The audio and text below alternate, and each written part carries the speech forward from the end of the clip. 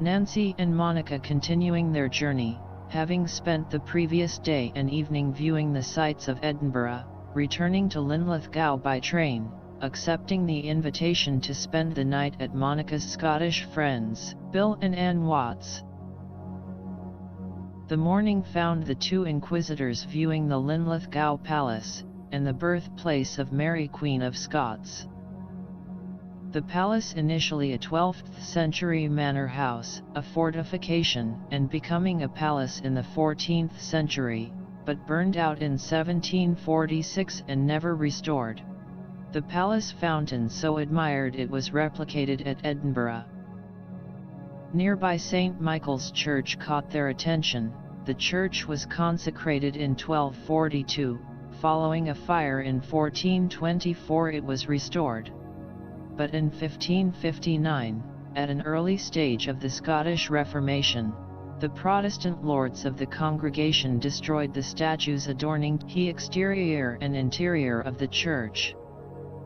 The church remained pernicious until addressed in the 19th century, and rededicated in 1896. Their visit to St. Michael's completed, the two walking the 4 blocks to the post office so Monica could mail some items home.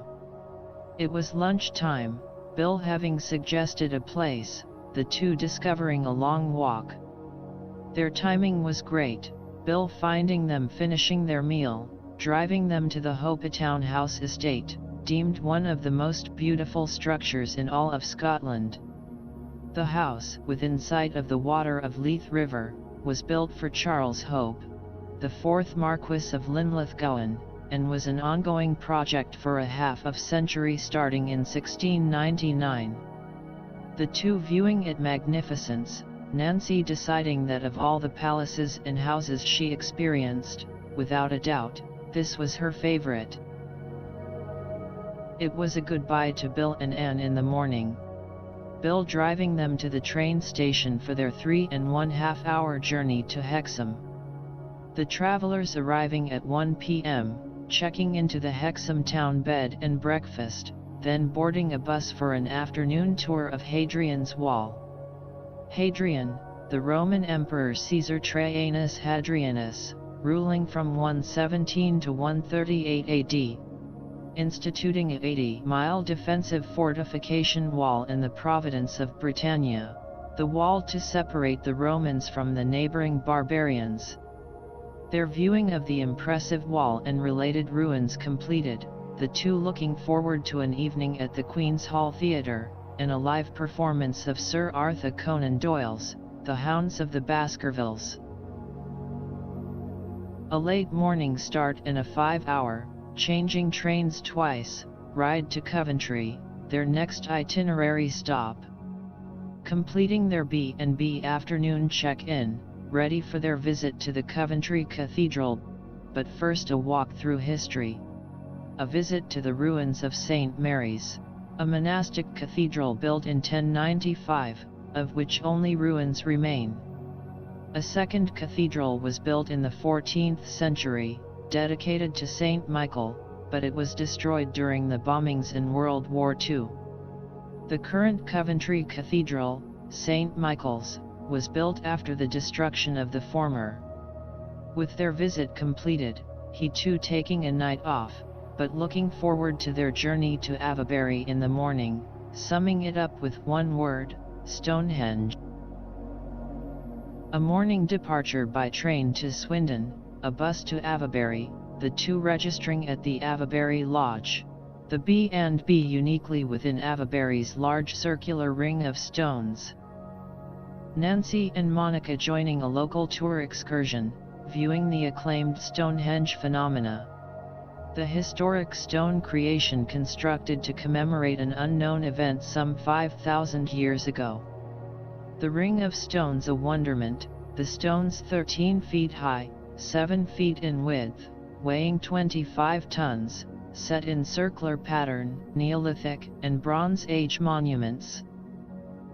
The group moving on, viewing around tumuli, a burial mound, one of the several hundred documented mounds. Entering the underground tomb of West Kennet Long Barrow, A burial site built around 3650 BC, its excavation having discovered partial remains of individuals inside. With their return to Avebury, enjoying an evening walk, the twilight surrendering to a canopy of stars, the two absorbing the serenity of the countryside's stillness. A long day ahead of them, an hour-and-a-half morning bus ride to view historic Salisbury before going on to London.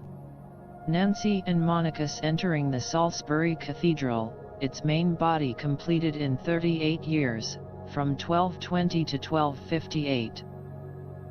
The 440-foot spire added in 1549, and opened for those who desired to walk the 332 stairs to the top, Nancy and Monica declining.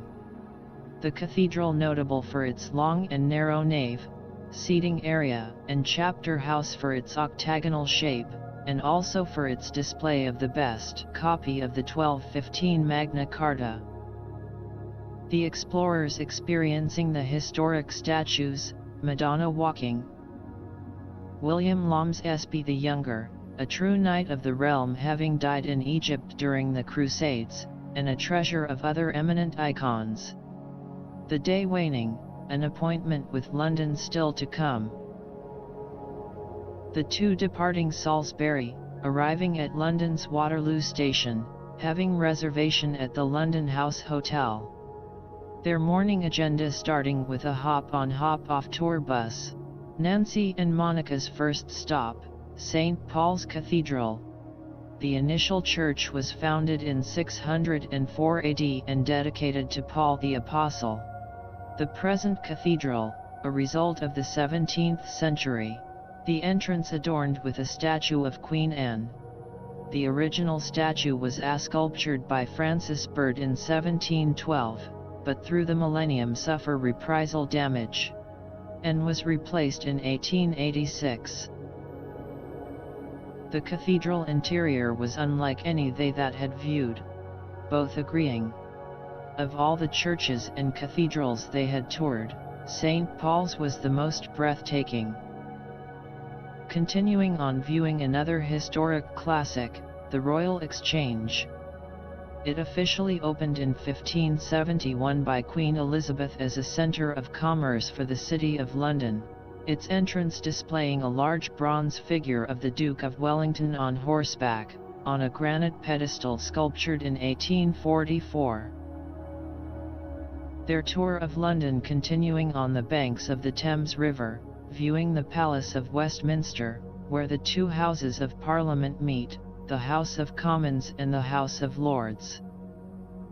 Observing the Whitehall Bridge with its magnificent Whitehall Palace overlooking the river. Both taking notice of the busy waterway, continuing their riverside scenic voyage. As the evening hours approached, their bridge viewing wouldn't be complete without the London Bridge, but finding that in reality, what they thought was the London Bridge was the Tower Bridge. They couldn't help but notice during their London travel, seeing a 6-foot fire-discharging dragon.